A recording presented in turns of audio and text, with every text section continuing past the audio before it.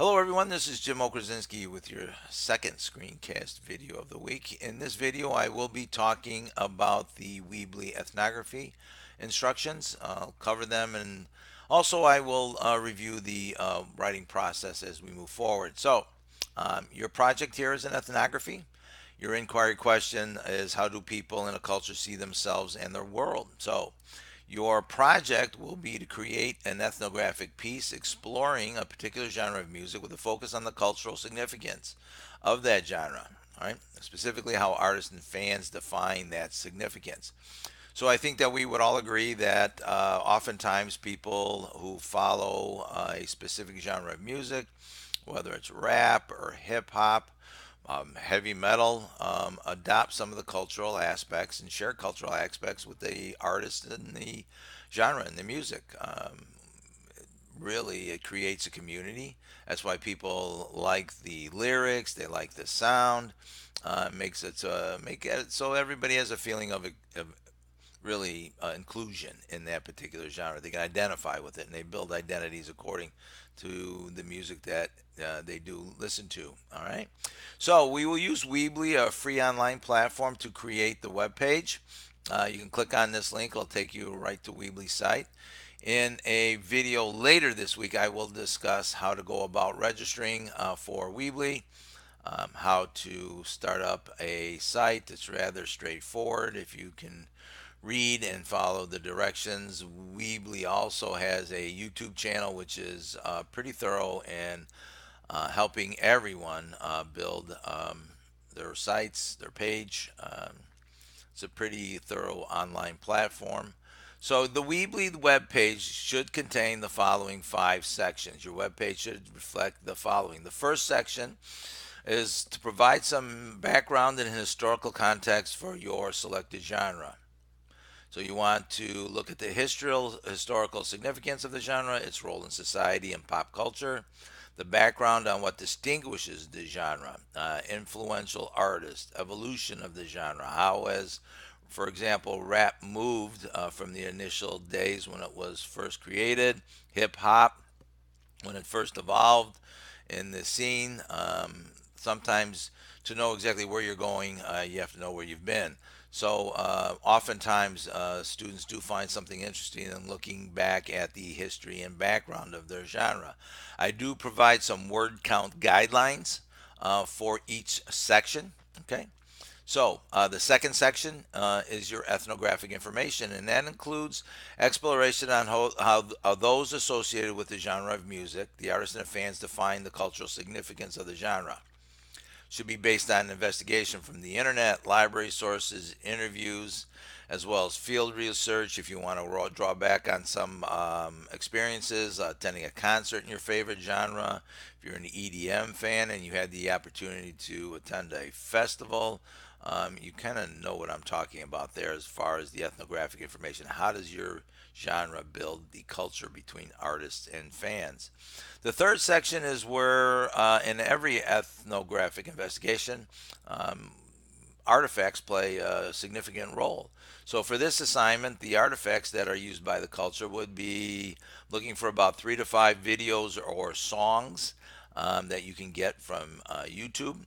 Some of them are just songs only. Some of them might be the music video that was produced by that artist. So those will be uploaded and inserted into your web page. And you want to talk about how those particular artifacts signify the cultural significance for your genre.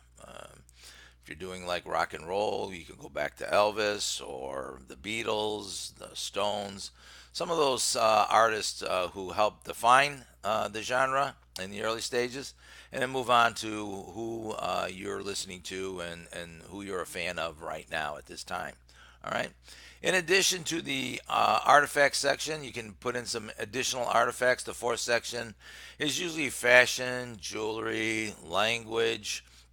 You can even talk about lyrics in some of these in this particular section here. Something that perhaps signifies that genre. You know, if it's heavy metal, it could be black clothing. Rap could be chains. K-pop offers a rich ethnographic type investigation into fashions and jewelry and even language. If you think about the way people speak to each other at an EDM festival, language plays a significant part of that genre there. All right. So those are your first four sections. The final section of your web page will be titled Reflection, a short reflection on what you learned about the genre. So it's very clear here. The reflection should be written last after you've done all your research and your presenting of your artifacts and your ethnographic information, after your background and historical information. You want to reflect on what you learned about the genre, not what it was like to build the web page or the process. That is for the regular reflection at the end of the project, like we did for the last several essay projects. You need to cite your information. You have to also use attribution, much like naming the speaker in your proposal essays. I need to know who the speaker is on your particular content for your website. All right. Mechanics and MLA guidelines apply. Um, you should, in the subject line of your post, include your last name and musical genre of your web page. Now, I want to cover briefly an example here that you'll see. I've uploaded three examples. This one is Alternative Muses, which was an interesting project about alternative music. You have your history and your background. Images also work into the website. Integrating text and also your images is critical in presenting a web page. Remember now, as you like to read a web page, we work the web page from left to right, top to bottom. You can see how the text alternates here, some of the images, and then also the reflections and citations. So this is a pretty good example of a Weebly web page on alternative music. So, in rolling back to the ethnography assignment, I want to explain how the first draft and then the final draft works for you in this assignment. So, because you'll be working in Weebly, it is usually because it is a free site. If you register it as a subdomain, sometimes Weebly glitches, so you should not work in Weebly. For that reason, you will write all your five sections in a Word document, Google Docs, whatever you use. All right. The reason is twofold. One is a hard copy can be uploaded for the first draft where I can take a look at your content and we can do peer review. Secondly, it is a way for you to keep a record of your work. Often, really many times in building these websites, students who do not follow this and put content into Weebly every once in a while, the site will glitch and they will lose content. All right, so I'll cover that a little bit more in the Weebly video later this week. So you're going to want to start a document. Now, this document doesn't have to be an essay. It can be simple as the list the sections and include your writing single space in that section. All right. So it's not looking for any kind of content there. I'm just looking for a length. I'm looking for a hard copy, Word doc or PDF. Same process. You'll provide me a copy in the assignment portion here and then post the draft in the discussion board. So it's going to be a hard copy upload here.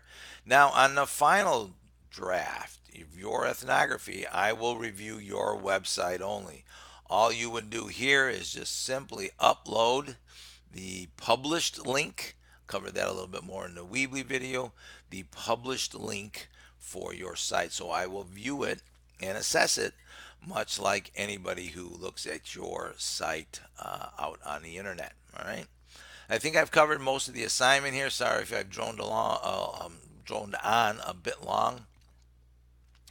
Apologize for the voice. It's a little raspy on Saturday mornings.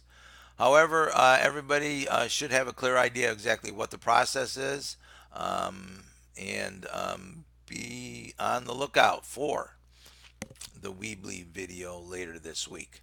Thank you and good luck.